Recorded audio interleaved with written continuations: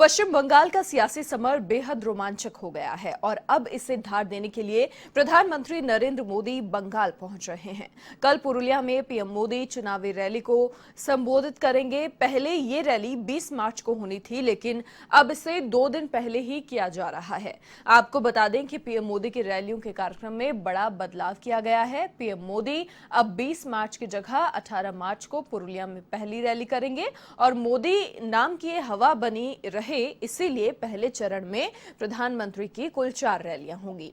गौरतलब यह है कि पहले चरण की 30 सीटों पर 27 मार्च को वोट डाले जाएंगे।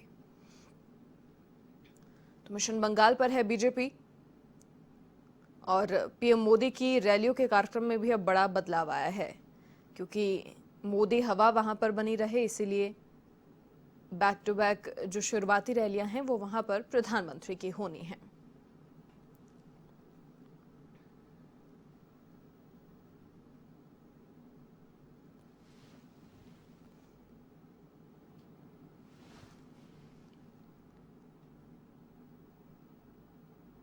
चुनाव आयोग ने 12 राज्यों में 14 विधानसभा सीटों पर उपचुनाव का ऐलान कर दिया है। इसके साथ ही कर्नाटक और आंध्र प्रदेश में लोकसभा की एक-एक सीट पर भी चुनाव होंगे। सभी जगह 17 अप्रैल को वोटिंग होगी और 15 दिन बाद 2 मई को नतीजे सामने आएंगे। जिन विधानसभा सीटों पर उपचुनाव होने हैं उनमें राजस्थान की 3, मध्य प्रदेश की 1 सीट शामिल है। राजस्थान में सहाड़ा, सुजानगढ़ और राजसमंद सीट पर उपचुनाव होंगे। वहीं मध्य प्रदेश में दमोह विधानसभा सीट पर उपचुनाव होना है। अधिक जानकारी के लिए संवाददाता प्रीत किरण फोन लाइन पर हमारे साथ फिलहाल जुड़ चुकी हैं। प्रीत किरण, देखिए 12 राज्यों में उपचुनाव का ऐलान हो गया है और अब पूरी जो कवायद है वो भी शुरू हो गई है। 14 विधानसभा सीटों पर उपचुनाव का ऐलान है। अगर बात प्रदेश की ही करें तो 4 विधानसभा सीटों पर उपचुनाव होने थे, लेकिन अब नाम जो सामने आए हैं वो सिर्फ 3 सीटों के। जी बिल्कुल, 12 राज्यों में चुनाव आयोग ने 14 विधानसभा सीटों पर उपचुनाव का ऐलान किया है। ज्यादातर जगह उन जगह पर चुनाव हो रहे हैं जहां पर विधायक या सांसद का निधन हो गया है और ये जो चुनाव होंगे इनके नतीजे भी 5 राज्यों के जो नतीजे आएंगे 2 मई को, उसी दिन ये नतीजे भी आएंगे। खास बात ये है कि राजस्थान की 1 सीट इसमें शामिल है जिनमें उपचुनाव होंगे। राजस्थान के सहाड़ा सीट पर, सुजानगढ़, राजसमंद और सीट पर चुनाव होंगे। तो कहीं ना कहीं राजस्थान के लिए भी ये चुनौती है। जिस तरीके से लगातार अंतर कलह की चीजें चल रही हैं और विपक्ष की तरफ से, बीजेपी की तरफ से ये आरोप लगाया जा रहा है। 2 सीटें ऐसी हैं जिनपे कांग्रेस काबिज है। 1 सीट ऐसी है राजस्थान की जिसपे भाजपा ने चुनाव जीता था।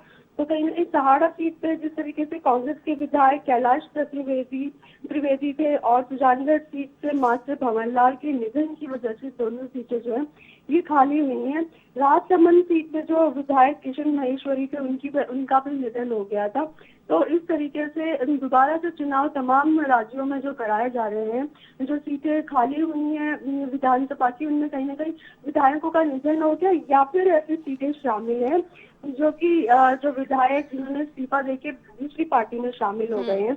इस तरीके से कांग्रेस के विधायक राहुल सिंह लोधी भाजपा में शामिल हो गए थे। तो दमोह सीट से ठीक यही स्थिति बनती है जिस वजह से ये उपचुनाव कराए जा रहे हैं। तो फिलहाल 5 राज्यों के चुनाव है, उनके साथ ही उनके नतीजे आएंगे जिस तरीके से चुनाव आयोग ने ऐलान किया है। बिल्कुल, प्रदेश के अगर वल्लभनगर सीट की बात करें तो उदयपुर की जो वल्लभनगर सीट है वो सबसे आखिरी में खाली हुई थी और ऐसे में 20 जून तक जो चुनाव करवाने का समय भी है, तो आगे की जो कवायद है उसके बारे में क्या कुछ क्लियर हो पाया है? ये जो चीज थी खाली जरूर हुई है, लेकिन चुनाव आयोग की तरफ से अब तक इस सीट पे चुनाव कराने का ऐलान नहीं किया गया, घोषणा नहीं की गई है। तो फिलहाल और इंतजार करना होगा इस सीट को चुनाव के लिए। हालांकि सीट जरूर खाली हो गई थी वल्लभगढ़ की, लेकिन अभी तक फिलहाल वल्लभनगर की सीट से इसी तरीके से चुनाव होंगे इसका ऐलान नहीं किया गया।